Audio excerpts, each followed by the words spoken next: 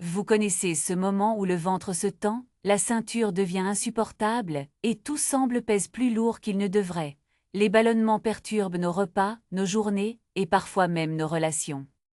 Et si ce gonflement était un langage, une manière pour le corps de nous dire qu'il y a quelque chose que nous n'arrivons pas à digérer, à accepter ou à exprimer? Aujourd'hui, on écoute ce que le ventre murmure. On observe comment les émotions, les croyances et même les mémoires familiales peuvent se traduire en gaz, en tension et en pression interne. Restez avec moi, on va éclairer ce lien avec douceur et précision. Bienvenue sur Comprendre les émotions. Dans cet épisode du cours de biodécodage, nous allons explorer la signification émotionnelle de ballonnement. Que signifie ballonnement du point de vue des émotions? Quelles émotions refoulées se manifestent dans ballonnement selon le biodécodage? Et enfin, nous parlerons des causes émotionnelles qui pourraient y contribuer. Commençons par une mise en contexte médical simple. Les ballonnements correspondent à une sensation de ventre gonflé, liée à une accumulation de gaz, à un ralentissement du transit, à des fermentations, parfois à une hypersensibilité intestinale. Ils peuvent survenir après certains aliments, dans des périodes de stress, avec des variations hormonales, ou lors d'un changement du microbiote. La piste émotionnelle ne remplace pas ces facteurs, elle les complète en proposant une lecture symbolique utile pour mieux se comprendre. En biodécodage, le tube digestif transforme, intègre et assimile. Quand il gonfle, le message symbolique évoque souvent une difficulté à digérer une situation, une parole, un événement. C'est comme si l'on retenait, que l'on gardait à l'intérieur, au lieu de trier et relâcher. Le gaz prend de la place. Il peut traduire un besoin de plus d'espace, la sensation d'être envahi, pressé, ou bien l'envie inconsciente de repousser le monde. Chez d'autres, le ventre tendu c'est un bouclier contre une émotion jugée trop gênante. Le corps dit je m'occupe de ce que tu n'as pas le temps, pas le droit, ou pas l'habitude de ressentir et d'exprimer. Voyons maintenant l'approche de Christian Flech. Son cadre met l'accent sur le sens biologique et le conflit qui précède le symptôme. Chaque organe cherche à nous sauver à sa manière. Le système digestif traite le morceau, ce que l'on veut avaler, intégrer ou au contraire rejeter. Selon les principes de Christian Flech, les ballonnements peuvent correspondre à un conflit d'indigestion symbolique. Je ne peux pas digérer cet événement, je n'arrive pas à avaler cette décision, ou je me sens obligé d'avaler ce qui ne me convient pas. Le gonflement exprimerait une mise en attente, un temps suspendu où l'organisme retient et prépare, en espérant mieux trier plus tard. Il peut aussi montrer une tentative de créer de l'espace, comme si le corps gonflait pour éviter l'intrusion ou la proximité ressentie comme envahissante. Le déclencheur est souvent concret et datable, une remarque blessante au repas, un ultimatum au travail, une visite imprévue qui envahit le territoire de la maison. Pour avancer, on commence par identifier le instant précis où le ventre se met à gonfler, puis on cherche l'image du morceau à digérer. 3 pistes pratiques se dégagent. D'abord, nommez le morceau avec des mots simples. Qu'est-ce que j'essaie d'avaler malgré moi? Quelle phrase je n'ai pas dite? La mise en mots soulage la tension symbolique. Ensuite, renversez le sens biologique. Demandez-vous ce que le symptôme essaie de réussir pour vous protéger. S'il crée de l'espace, comment puis-je dire mon besoin d'espace sans mon corps? Enfin, posez un acte concret de trieuse, ranger, simplifier un coin de la cuisine, trier ses emails, réduire une portion au repas, pour donner au cerveau la sensation que trier et éliminer redevient possible.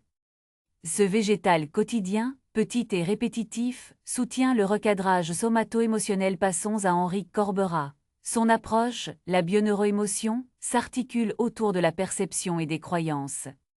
L'événement est neutre, c'est la manière de le vivre qui active la biologie. On observe les schémas répétitifs, les interprétations et les loyautés transgénérationnelles qui nous font réagir aujourd'hui comme hier. Selon ces principes, les ballonnements seraient liés à une croyance du type « je dois tout garder pour ne pas créer de conflit, je dois tout contrôler avant d'agir » ou « si je lâche, je serai critiqué ». Le ventre gonflé deviendrait le théâtre d'une perception de surcharge, de contrôle et d'hypervigilance. Corbera invite souvent à relire l'histoire à la lumière de la responsabilité émotionnelle. Qu'est-ce qui, dans ma perception, crée ce ressenti d'envahissement? Qu'est-ce que je projette sur l'autre qui m'empêche d'assimiler la situation? 3 avenues concrètes peuvent vous aider. La première, la cartographie des croyances. Écrivez la situation qui précède le ballonnement, puis votre phrase clé. Par exemple, si je dis non, on va m'en vouloir. Ensuite, testez une reformulation plus fonctionnelle. Je peux dire non avec respect, et ma valeur ne dépend pas de l'approbation immédiate. La deuxième, le travail transgénérationnel. Repérez dans votre famille qui a vécu des histoires d'étouffement ou de secrets gardés. Sans chercher la précision absolue, honorez ces histoires, remerciez, puis affirmez à haute voix votre autorisation à ressentir, à choisir, à exprimer. Enfin, la relecture perceptive. Revivez mentalement la scène déclenchante, mais en changeant l'angle. Imaginez que tout va 20% plus lentement, respirez dans le ventre, nommez une seule priorité, et permettez-vous de remettre à plus tard ce qui n'est pas essentiel. Cette reconfiguration de la perception diminue le signal de surcharge, et parfois, le corps suit. Explorons maintenant Salomon Selam. Il met l'accent sur les mémoires et les dynamiques cliniques et relationnelles. Il observe les loyautés invisibles, les contrats tacites et les syndromes d'anniversaire qui rejouent des scénarios.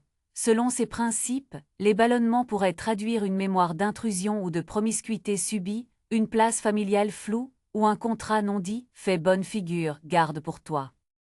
Le ventre, lieu de l'intime, gonfle alors comme une frontière. Je prends de la place pour que tu n'entres pas trop.